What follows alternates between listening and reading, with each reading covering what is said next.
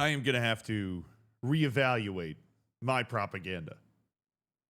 I am, as you probably know, a propagandist for the Premier League. I am. It's what I do.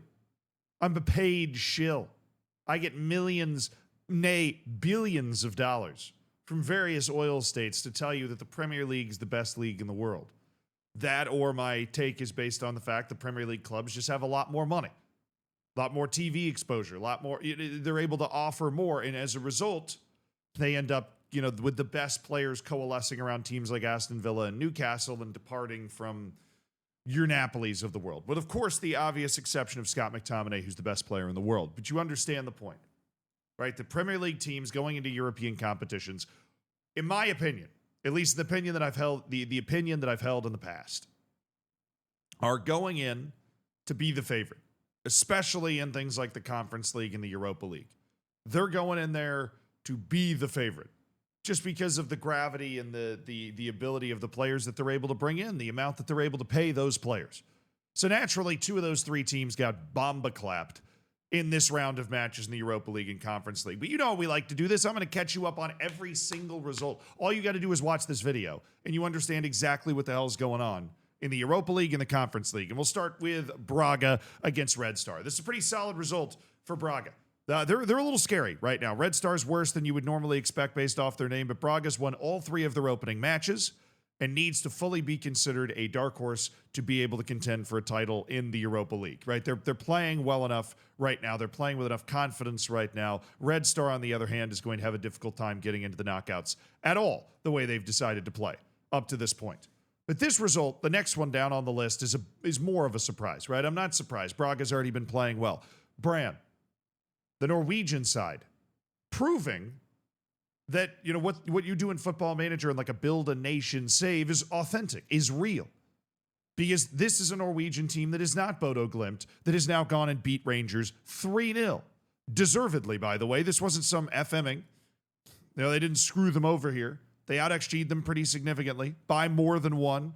They are now a top 8 team in this qualifying section with their only loss to a Power League team in Lille on the road by 1. And meanwhile, there's Rangers. I don't know what the hell's going on here. They lost 46-0 to Club Brugge in the Champions League playoff. I think it was 9-0 or something. Actually, though, the second one was not hyperbole. And now they've gone and lost their first 3 matches to Genk, Sturm Graz, and now Braun by a lot. I mean, this is a team that would have hoped to be a dark horse to win this thing. I mean, they've been to the final of it a couple of years ago. And now they're sitting dead last. Ass crack of hell at the bottom of the table in the Europa League. And I don't frankly see a way back. It doesn't get any easier. Their next match is Roma. They're going to be in a lot of trouble. That's tough for them. Bologna went on the road against FCSB, picked up a very solid win. This is an FCSB team that was nearly top 8 in the Europa League table last year. They are, I would assume, at least at that level again this year. They won against Go Ahead Eagles, who, callback, we're going to mention Go Ahead Eagles later in this process. But Bologna has had a very difficult start to things. On the road against a Premier League team in Aston Villa, a draw against Freiburg, and then a win at FCSB. A lot of teams, Rangers, would have lost all 3 of these matches. And yet Bologna, a team that is basically in foreign territory here playing in Europe, has managed to get 4 points out of that. I think they're going to be fine. I think they're contending for top 8 and can go on a real run in terms of wins. Big 6-pointer between Fenerbahce and Stuttgart. Stuttgart off to a bad start here. They have not gotten hot out of the gate. Fenerbahce, on the other hand, has won 2 straight, put themselves back in position to contend for that top 8 after a weird loss to Dinamo Zagreb to start things by a couple of goals. They've beaten 2 Power League teams in Nice and now Stuttgart. That's what Fenerbahce should be doing, quite honestly. This is a team with the talent to potentially win this tournament, and they're finally playing like it. I don't know why it's taken them so long. Stuttgart, slow start. Okay, losses to Basel and Fenerbahce. Basel's better than you'd think they are based off their last 5 or 6 years. Fenerbahce obviously is a talented team, so it is certainly not over. For Stuttgart, their next match is Feyenoord, though, and that could be a little tricky. Feyenoord's a team that has a lot of ability as well. Now, our first fallen giant from the Premier League is next up on the list of scores. This was Go Ahead Eagles playing, winning their first ever European match.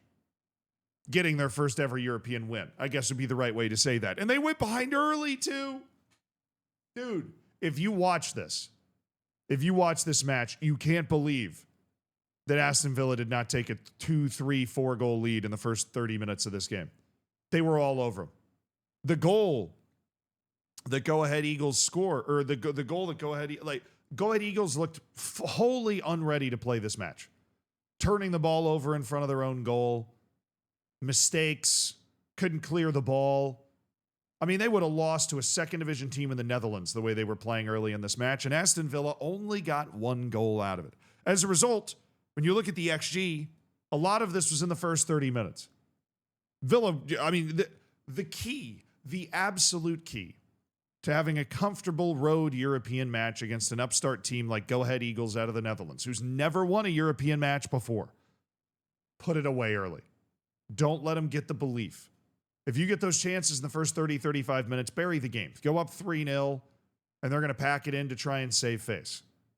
They didn't do that. For some reason, and the goalkeeper, by the way, for Go Ahead Eagles was unbelievable. De Bousser, player of the match, in my opinion. Made at least 2 brilliant 1v1 saves. Emi Martinez, kind of star save type stuff. Complete breakdowns by the defense, and he just stoned all of it. And then right before the half, they find kind of a cheesy set-piece goal. And then in the second half, they score the goal to go ahead. Tons of subs trying to find a way through for Aston Villa, and they didn't. And it was, incredible scenes. They were lighting off fireworks just outside the stadium before the match was even over. This is what it's all about in some ways, right? Go Ahead Eagles having that once-in-a-lifetime moment for some of these players to be able to go pick up that win. They've now won back-to-back matches. Villa, still probably fine. They won their first 2 matches. This was a blip in the radar. They still were the better team. But you don't want to slip. You definitely don't want to slip, when you're chasing teams that 7 teams haven't lost yet. Villa's got to be top 8 here. It'd be a bitter disappointment if Aston Villa does not finish top 8 in this Europa League contest. Because then you get a bye. For those that have forgotten how that works, you get to play 1 less knockout match. You're waiting for the other teams to come in from the playoff. In the Premier League, that matters even more because 2 more European matches just makes your schedule nearly untenable, right? Just ridiculous, ridiculously cluttered. But what a night for Go Ahead Eagles. A really special night. Genk continues to be a monkey wrench in the system with a 0-0 draw against Real Betis. Betis now is 2 draws in their 3 matches, the other one being against Nottingham Forest, while Genk with their win over Rangers, the draw against Real Betis. Their only losses naturally to Hungarian champions Ferencváros. Lyon kept it easy, kept it cool, 1-2-0 against Basel to keep itself in position, charging towards the top of the group. Salzburg and Ferencváros, guess what? I made fun of Ferencváros, but they actually went and won again. Even though they missed a penalty in the first half, they scored 3 goals in 8 minutes to start the second half to go up 3-1 in Salzburg in Western Austria, and they're one of those 7 teams. You might have noticed that. Ferencváros has not lost, and they are currently top 8. But there always seems to be in these European competitions now that we're playing in this format. And I say always because we had 2 last year, Europa League and Conference League in our first year of whatever the hell this was, or second year, I don't even know. But there's always one team from a league that nobody is ever paying attention to, FCSB from Romania or whatever, Ferencváros from Hungary this time around, Celje from Slovenia the time before in Conference League or whatever, that just gets hot, gets a couple of good results, gets the belief, playing the right way. Ferencváros looks like they might be that team. Genk, not the easiest team to beat. Victoria Pilsen, they're able to get the draw off of, and they've got 2 wins on the road. You only got 4 road matches the whole time. They've won 2 of them already. You take that. Every day and twice on Sunday, impressive from Ferencváros. And the team that they drew, by the way, was Victoria Pilsen, who just beat Roma on the road. The power teams are not separating from the other teams here. Pilsen had both their goals in the first 22 minutes. And if you know anything about Victoria Pilsen, you know that they're going to turn this into haram ball after that. They are a defensive-minded team that does not like to give up a lot of goals. And Roma was then basically placed Victoria Pilsen under siege. After that, those couple of goals, and it didn't work. Pilsen has beaten Malmo. They've beaten Roma. They are one of the unbeaten teams as well. Roma is probably okay. Their other loss is Lille, right, which is one of the toughest matches that they're going to have to play this entire cycle. But You drop any more matches like that, it's going to be difficult to get the top 8 finish. Celta Vigo with a 2-1 win over Nice in a showdown between two power league teams. Iago Aspas is still churning away. He scored in the 2nd minute, and thanks to a 38th minute red card on the side of Nice, it was a long, methodical process, but Celta Vigo was able to find the winning goal. Of course, there are a lot of teams playing in Europe that are not typically in Europe out of these major leagues. You have teams like Bologna, teams like Stuttgart out of Germany, and teams like Celta Vigo out of La Liga. So anytime they're able to actually go win a European match, even though it might feel like for us, oh, that was a match they probably should have been winning at home in that situation, it is still a pretty dramatic and awesome moment for them.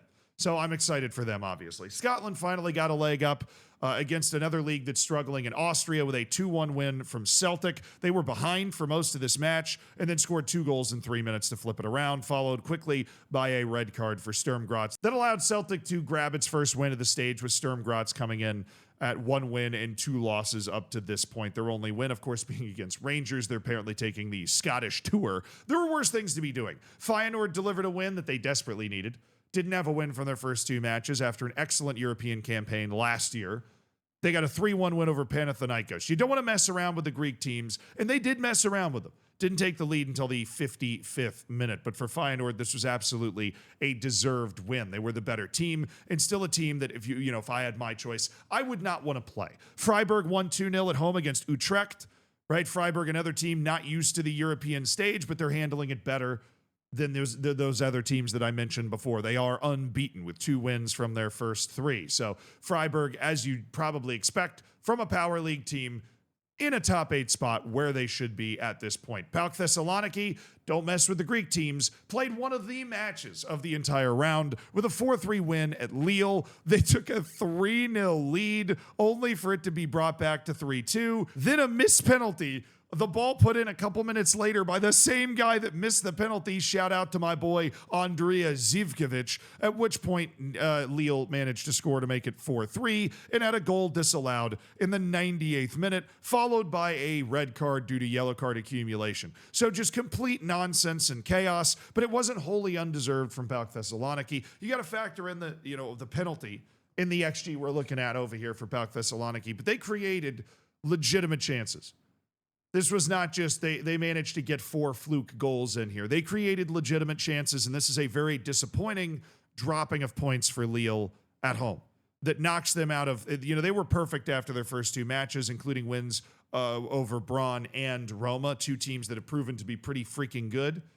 But PAOK Thessaloniki needed this, and they're going to be incredibly happy they got it. This could come back to be a very important result for both these teams, to keep PAOK Thessaloniki in the playoffs and to keep Lille out of the top 8. That's what we're looking at here. Michelin went on the road against Maccabi Tel Aviv and delivered a summary beatdown, 3-0 for Michelin, the Danish team, taking care of business. It's been a brutal start for Maccabi Tel Aviv, but not for Michelin, who is literally at the top of the table. Yeah, didn't have that one on my bingo card either, don't worry. Malmo and Dinamo Zagreb. Dinamo Zagreb is a complete wildcard team. Malmo obviously lost the Swedish league to Mjölby, right, the team from the small fishing village, so they're clearly not at the peak of their powers, but a 1-1 draw keeps Dinamo Zagreb in the top 8 and keeps Malmo down. This is their first point of the Europa League stage, and they're right now probably wishing that they were in the Conference League. Nottingham Forest, 2-0 win over Porto. 3 Premier League teams are in action. As I mentioned at the start of this, Nottingham Forest is the only one that didn't lose. And that's rare for them considering how poorly they've started the season. Gibbs White got him started early with a penalty, another penalty in the 77th minute, #rigged to give them the 2-0 win. Disappointment. Porto fans were disappointed in this because they'd won their first 2 matches, but Nottingham Forest, especially on the road, it's a Premier League team. I'm still a truther, even if I just click through Aston Villa losing at Go Ahead Eagles, I'm still a truther. Then a fun 6-pointer between 2 dark horse type teams, Young Boys and Ludogorets. Ludogorets of Bulgaria took an early lead. Young Boys jumps out to 3-1. Ludogorets makes it spicy late. But Young Boys, they've been kind of fallen off a little bit. Basel's reintroduced itself in the Swiss league. Where does Young Boys fit in? Are they still going to be able to match that level? And the answer is, apparently, yes. They've beaten FCSB, they've beaten Ludogorets, they're taking care of some Eastern European teams, taking care of business, and that locks in your Europa League table. One thing that I do want to point out that I didn't mention at the time, Nice has lost its first 3 matches. I don't know what's going on there. They've lost to Celta Vigo, Fenerbahce, and Roma, so it's not like they've had an easy schedule. But you gotta get something somewhere. It's not like there are a ton of terrible teams that you can just wait to play here. The next match is Freiburg as well. So it's a tough schedule for Nice. But that is a shocking performance from a team that is, supposed to be in the knockouts. No doubt at all. Now it's time for the real tournament, the Conference League. All the teams you've never heard of battling against each other until one of those teams stands supreme, or it's the Premier League team. But that's not likely for reasons that we've already discussed. Scotland's bad. We learned that in the first match. AEK Athens with a 6-0 win at home against Aberdeen, who are very happy to make it into a European position. But this is AEK Athens' first win. They lost their first match. Remember, you only play 6 matches in the Conference League instead of 8, and Aberdeen has now already lost 2 of them, including a home loss against Shakhtar Donetsk. AZ Alkmaar with a huge 1-0 win over Slovan Bratislava. This would have been a big point for Slovan. AZ is a team that thinks they're competing for a top 8 position in the process here, but they lost their opening match to AEK Larnaca pretty convincingly, so this was a necessary turnaround. Iceland's Breitablik against Finland's KUPS. Nobody was watching this, but it was 0-0 in Iceland. A missed penalty robbed Iceland of what could have been a huge 3 points on the club side for Breitablik, but that's not enough. The red card was laid on. Drita of Kosovo against Ammonia of Cyprus, another one of those matches between two teams you just know nothing about, you've never heard of. It was 1-1 in the first half, and then it came to a close. But Ammonia, they're definitely the better team here, and they will feel like they left 3 points on the board. This team out of Kosovo, Drita, they're unkillable. They got 9 lives. I don't know how they're managing to do this. They did the same thing to KUPS in the previous match. They have 2 draws, and you draw all 6 matches. Honestly, it might be enough to get you into the playoff. That's Drita's approach at this particular point. BK Häcken at home against Rayo Vallecano. Vallecano, one of the few Power League teams. Remember, there are only 5. Every Power League gets 1 team in. That'd be, France, Italy, Germany, Spain, England.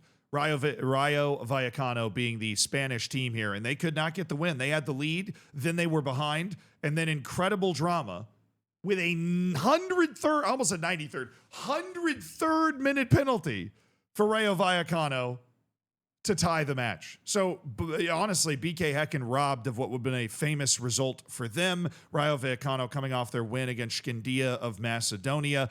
The win for BK Häcken would have been huge, and it's a massive upgrade from the fact that they drew the Irish team Shelburne in their opening match.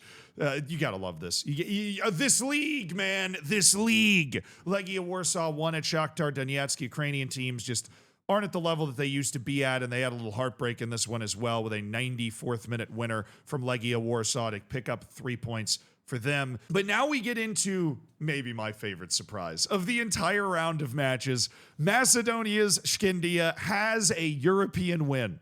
Such a surprising run for them to be able to make it into the Conference League, group stage, league stage, whatever you want to call it, the Conference League proper. Now they've won a match. They played Shelburne. They beat them 1-0. It was a 91st minute own goal, but who's counting? Who cares? Right? Who cares? Skandia is now inside the playoff with 4 matches to go thanks to a win over Ireland's finest, or one of Ireland's finest, in Shelburne. I mean, it's all about just having a club picking up their first European win. I realize it's not a matchup between Titanic teams. Fiorentina, the best Conference League team in history that's made the final multiple times. They won 3-0 against Rapid Vienna on the road. They know how to take care of it. They love this competition in Florence. They absolutely love it. They're getting the job done. Strasbourg at home against Jagiellonia. Naturally, Jagiellonia took the lead, and Strasbourg had to equal this up late in the 79th. A lot of the drama was to be found in the Conference League if you weren't paying attention. It normally is. And so Strasbourg is robbed of being one of the teams that has 2 wins under its belt thanks to that after their road win against Slovan Bratislava started things off. So the French league team with a struggle, but not as much of a struggle as Crystal Palace. Now, this was the same as Aston Villa's match, okay? Because Crystal Palace should have won this match. They were the better team. They had a couple of chances that I couldn't believe they didn't score, like 4 feet away, and somehow it gets blocked around the post, right? Or you're just in on goal and you can't find the back of the net for whatever reason. It was another stunning performance from a goalkeeper, Alamirovic, from AEK Larnaca. This is a team from Cyprus, by the way, that has never won the Cypriot League. It's not just a team from Cyprus. It's not the best team from Cyprus. But they stuck with it and scored a beautiful goal after a really horrific mistake, just passing the ball away at the back that opens things up for Ike Larnaca, and they took advantage of it. They scored the goal, and then they battened down the hatches, and they kept Crystal Palace out of the back of the net. And now Ike Larnaca has won its first 2 matches because they beat AZ at home 4-0. That was like the stunning result of the opening round, and now they went to England and won. I'm sorry. They're not going to play a harder match than at Crystal Palace the rest of this tournament. Ike Larnaca is not a sure bet, but pretty locked in to be a top 8 team at this point. Cyprus is, the Cypriot League is better than it gets credit for. And even though Crystal Palace was definitely better on the day Crystal Palace is going to be, they're going to go into some matches where they're going to kind of have to get a result now if they want to be a top 8 team. Hamrun at home, the Maltese team against Lausanne Sport. Lausanne Sport, on the road in Europe, in more obscure places like this, it's just about survival. Lausanne gets the ball into the back of the net. They're having a good start to things. They've been good throughout qualifying as well. Very, very impressive. Then there was Mainz beating Zrinski out of Bosnia and Herzegovina. This is a business-like performance. They took an early 1-0 lead. Zrinski got a red card. Somehow Mainz wasn't able to add to that despite over 3 XG. Right, but they're not going to be too worried. They are one of the 6 teams, there it is, that are top. Lausanne Sport is another one of those teams. Fiorentina, who we've already met, is another one of those teams. Another one is Turkish side Samsunspor. Obviously not normally a relevant European side. They're making the most of it with a big 3-0 European win over Dynamo Kiev. First goal in the second minute. The Ukrainian teams continue to struggle for incredibly obvious reasons. I'm just happy for them that a couple of them were able to make it into the league stage and get the points required from that. Shamrock Rovers at home in Ireland. They are the big bad boys of Ireland, but they lost 2-0 to Celje out of Slovenia, who's very quickly become a real European force. The only one out of Slovenia, really, of any note at all. Kovacevic had a brace, and Celje was definitely the deserved winners. And of course, that has now put them as a team that's won their first 2 matches after what is now a more impressive win over Ike Athens, who, won 6-0 over Aberdeen in that match that we looked at earlier. So Celje might be a dark horse to win the entire thing, which would be kind of insane. Sigma Olomouc 1-1 against Rakov. This is just vintage. I can't come up with a more Europa League match than this. Czechia against Poland, but not like the marquee club from either of those countries. It was dramatic, though. 83rd minute for Sigma Olomouc, tied by Rakov in the 90th minute in order to draw level. And it's so important to get that type of draw. Rakov is actually top 8 right now, and Sigma Olomouc will be very sad they couldn't see out the win because that would have put them top 24, but right now they're on the outside looking in. Honestly, when you only play 6 matches in this type of tournament, the swings are so big. Every match is so important. It's just ridiculous. And then Univ Craiova and Noah out of Armenia. Univ Craiova from Romania took a 1-0 lead before Noah tied it up in the 73rd minute. Noah definitely proving that it is competitive once again, up at 11th in the standings, while Univ Craiova is coming off a loss at Rakov. They are actually the best team in Romania, at least according to the league the last time I looked. I suppose I should update that. They're not. But FCSB is down in 12th. I don't even know what's going on there. They're 1 point off the top of the table. We'll take it. I every time I look at the table, FCSB is worse, and yet they stay at the same level in Europe, so I have no clue. But the result of the round, Lincoln Red Imps beating Lech Poznan in Gibraltar, the champions of Gibraltar finding a European win against a pretty, it's not like they beat Hamrun from Malta or something. Like Lech Poznan's a legitimate European club, a regular European place contender out of Poland. And they beat him. Sure, they got dominated, but they beat him.